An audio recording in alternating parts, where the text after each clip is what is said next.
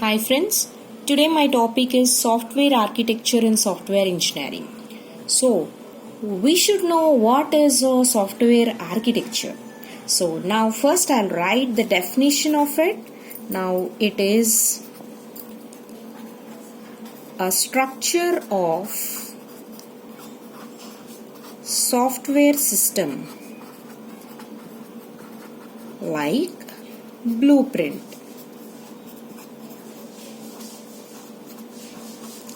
In building architecture. So what does a software architecture means?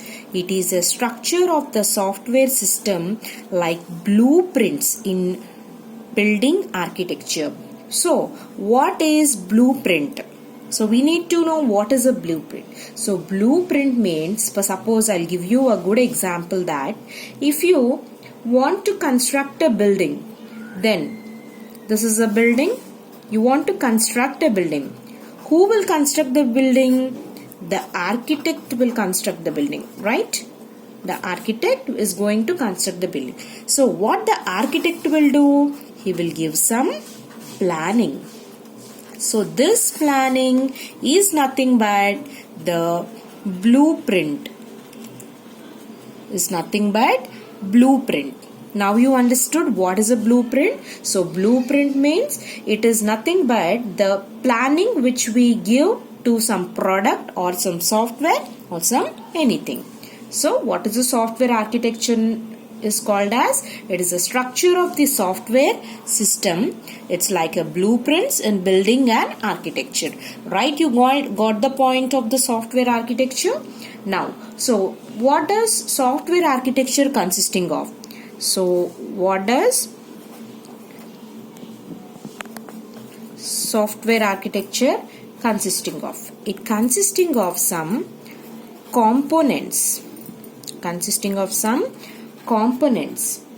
So if you want to develop any architecture, you need some components. So what are those most important components? Now I will write. The first one is software component. Second one, details regarding the data structure and its algorithms. Okay, and we should know the relationship between those components. Relationships between those components. And finally, we need to know the relationships of data flow, control flow, etc. Right? Now, the software architecture consisting of the components. What are those components? Those are software components, details regarding the data structure and its algorithms, and the relationship between the components and the relationship between the data flow, control flow, etc. of the architecture. Right? So all these are most important to get a good software architecture. Got the point now? If you know all these things, then we can develop a good software architecture. Right? Got my point now? Okay. Actually, you should get a question that why we need software architecture? Do you get a question that why we need a software architecture? Then you should know, is it necessary to draw? Architecture means what? We need planning. So planning means what? We need to draw something. We should show something to the customer. Right? So likewise for software architecture, so what we need? We need some architecture. Is it necessary to draw? So this question should be raised by everyone. So for every software, there is no need of architecture. For suppose I am writing a software which is, so I am developing some software, right? See, suppose think that this is a software. So this software consisting of 500 LOC. What does LOC means? LOC means lines of code. LOC means what? Lines of code. If we have lines of code means what? Which is nothing but simply the program. The program is nothing but coding, right? So we have 500 LOC. Put it in a mind that LOC means lines of code, right? Now, if we have a software which is less than 500 LOC, then there is no need of drawing an architecture, right? So, for this we need not create any architecture. Okay, right? So, okay, madam, for less than 500 we need not write anything. What about 5000 LOC? What about 5000 LOC, madam? Then what you will say? Here also you need not draw any type of architecture. You need to draw only the class diagrams. For 5000 LOC, you need to draw what?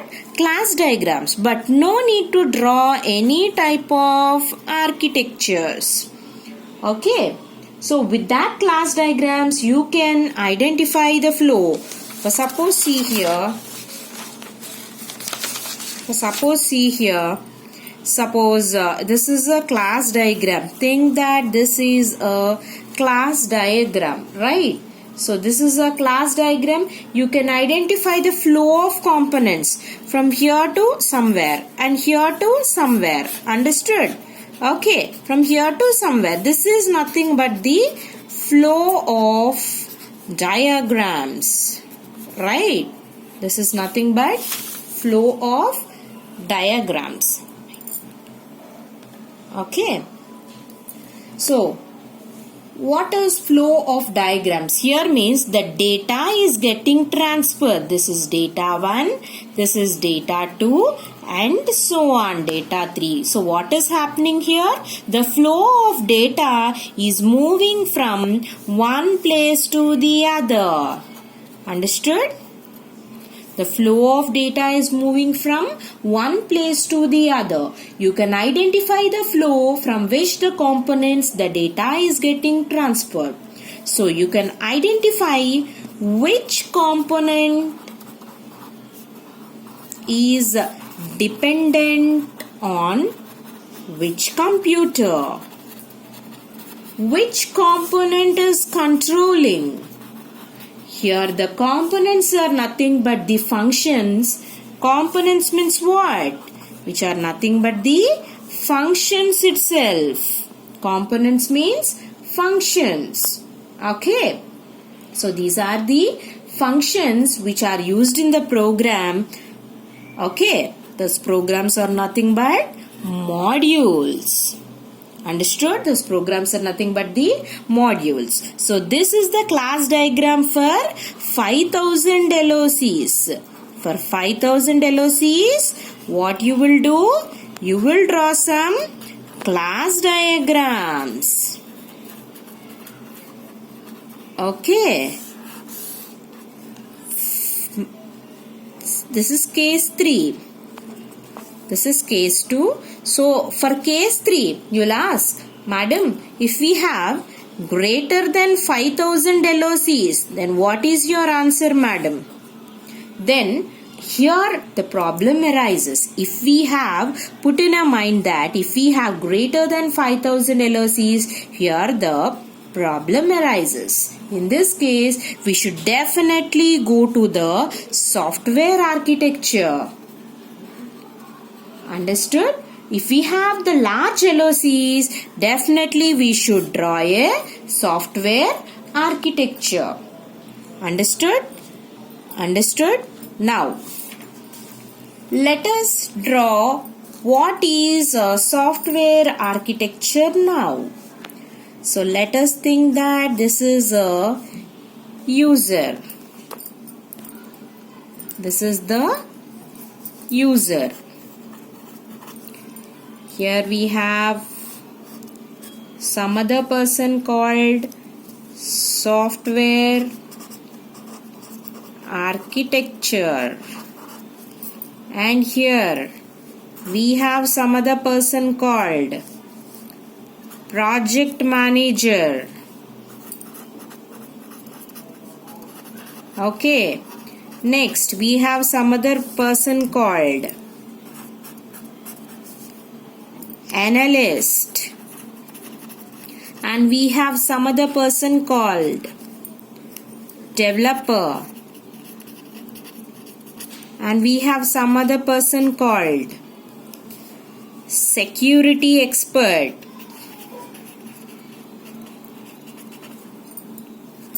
and we have some other person called tester.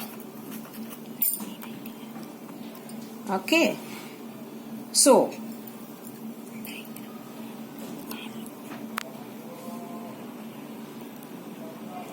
now here is software architecture. He is the one who develops a blueprint of your project. Software architecture is the one who develops a blueprint of your project. Okay. Now the project manager. So what does project manager will do? He will gather our requirements. Right. So analyst. What does analyst will do? Analyst will analyze our requirements. Okay. So the next one is developer. Here he analyzes. Developer, with our language components using, developer will, what we will do with the components, he is used to develop a product. Okay. Here the security tester, which is used to allow the authorized and unauthorized users. Here the tester will check everything. And finally we have here software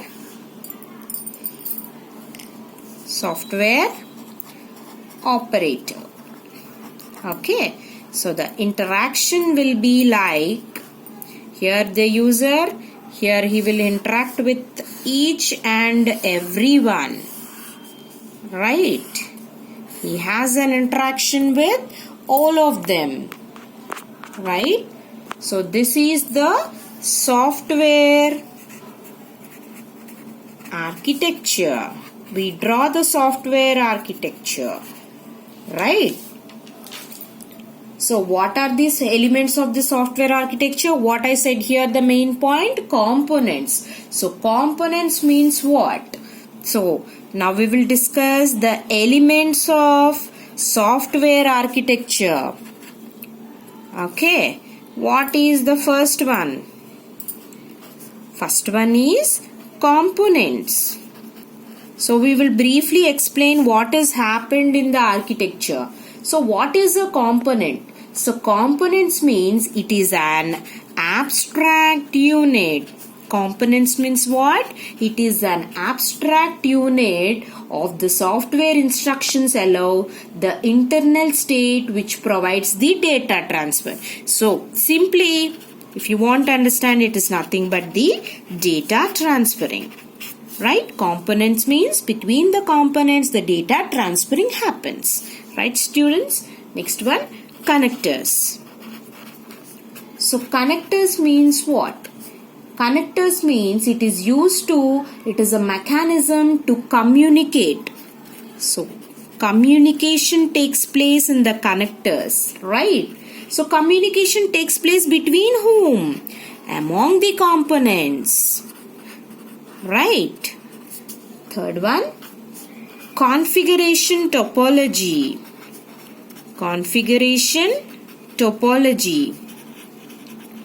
So what is configuration topology?